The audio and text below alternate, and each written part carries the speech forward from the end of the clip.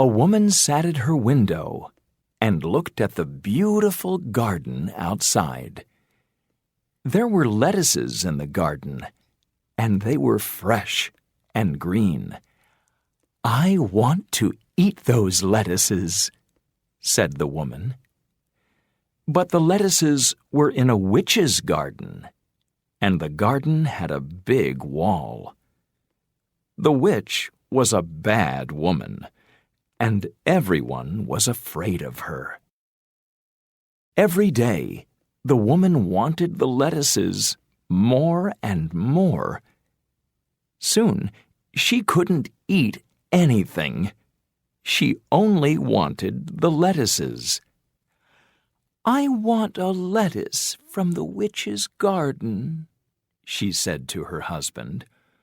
"I'm sorry," the woman's husband said sadly. "You can't have those lettuces." But the woman couldn't eat, and she was thin and tired. One night, the man looked down at the witch's garden. "My wife must have a lettuce," he thought, "or she is going to die." He was very afraid, but he climbed up the big wall, jumped down into the witch's garden, and took a fresh green lettuce for his wife. The woman ate the lettuce hungrily. "It's so good," she said. "It's so fresh. It's so green. Thank you, dear husband." The next night, the man took 2 more lettuces from the witch's garden. The next night, he took 2 more. Then one night, the man jumped into the witch's garden and saw the witch. He felt very afraid. "Why are you taking my lettuces?"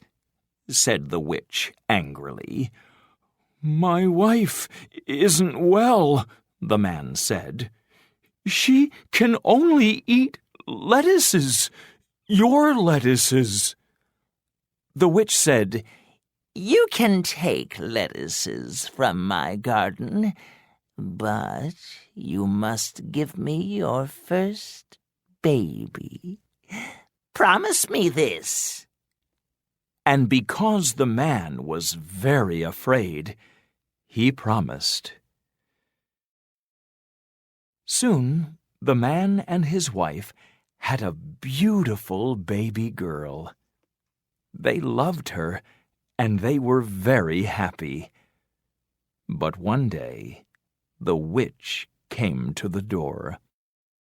"I have come to take your baby daughter," she said to the man. "No, no," he cried. "Take anything, but not my little girl." "Remember your promise," said the witch. "You took lettuces from my garden, and now you must give me your daughter." The man felt very afraid, so he gave her the beautiful little girl. The witch called the girl Rapunzel. Rapunzel grew quickly. She was a good, kind girl with long golden hair. Every day she grew more beautiful, and her hair grew longer. One day, the witch took Rapunzel to a tower in a big forest. The tower had no door and only one window, and there were thorns all around. "This is your home now, Rapunzel," said the witch. So Rapunzel lived in the tower, alone. Every day she painted and sang. And because her voice was so lovely, birds came to listen. They were her only friends. Every night, the witch came to see Rapunzel. She stood near the tower and called, "Rapunzel, Rapunzel, put down your hair so I can climb the golden stair." Then Rapunzel put her long plait of hair out of the window, and the witch climbed up. One day, a prince rode near the forest. He heard beautiful singing and saw the tower. "What a strange tower," he thought. "It has a window, but no door. Who is in that tower? She sings like a beautiful bird." The prince rode home, but he could only think about the beautiful voice in the tower. The next day, the prince rode back into the forest, and again he heard beautiful singing. He walked around the tower and looked for a door, but there was nothing. The prince sat and listened to Rapunzel's beautiful singing, and he could not leave. Night came, and the witch arrived at the tower and called up, "Rapunzel, Rapunzel, put down your hair so I can climb the golden stair." The prince watched. A beautiful long plait of golden hair came down from the window, and the witch climbed up. Then, soon, the witch climbed back down the plait of golden hair and walked away into the forest. The next day, the prince came back to the tower. He called up, "Rapunzel, Rapunzel, put down your hair so I can climb the golden stair." Soon, the long plait of golden hair came down from the window. The prince climbed up and came into a little room at the top of the tower. And there he saw a beautiful girl with golden hair. "Who are you?" cried Rapunzel, afraid. The prince smiled and spoke kindly. "I heard your beautiful voice," he said, "and I had to see you." The prince came to see Rapunzel every day. She sang for him, and they talked and talked. Then the prince left before evening. Because the witch always came at night, she never saw him. But one day, the prince was late. The witch saw the prince climb down Rapunzel's long golden plait, and she saw him smile and say goodbye to her. The witch called up to Rapunzel and climbed up to the little room. "Who was that man, Rapunzel?" cried the witch angrily. "You're going to be sorry.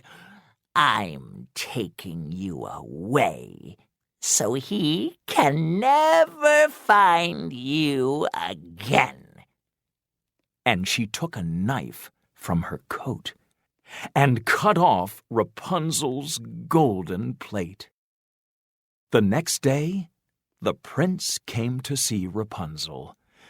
"Rapunzel, Rapunzel, put down your hair so I can climb the golden stair." The plate came down, and the prince climbed up.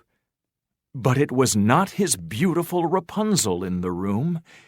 It was the angry witch. Rapunzel is not here, she laughed. I took her to the desert, and you can never find her there. The prince was very afraid. He moved away from the witch and fell through the window. Down, down, down he fell into the thorns. At first, the prince did not move. Then he got up slowly. He could move, but there were thorns in his eyes, and he was blind. He could not see. Day after day, the prince walked blindly in the forest. He was tired and hungry, but he wanted only to find Rapunzel. He felt the sun on his eyes, and he walked always towards it, looking for the desert. At last, the prince came to the desert. He was hot and blind and poor, but every day he looked for Rapunzel. Then, one day, the prince heard something. Singing, beautiful singing. He ran, falling, towards it, and suddenly Rapunzel saw him. "Is it you?" she cried. "Is it really you?" Rapunzel saw the prince, so thin and tired, and she cried. But her hot tears fell on his eyes and melted the thorns, and then the prince could see again. And so Rapunzel and the prince went home to the prince's castle, and there they were married. They never saw the witch again, but Rapunzel's mother and father came to live at the castle. Soon, Rapunzel and the prince had 2 children. Every day there was happy singing, and every day Rapunzel's friends, the birds, came to listen.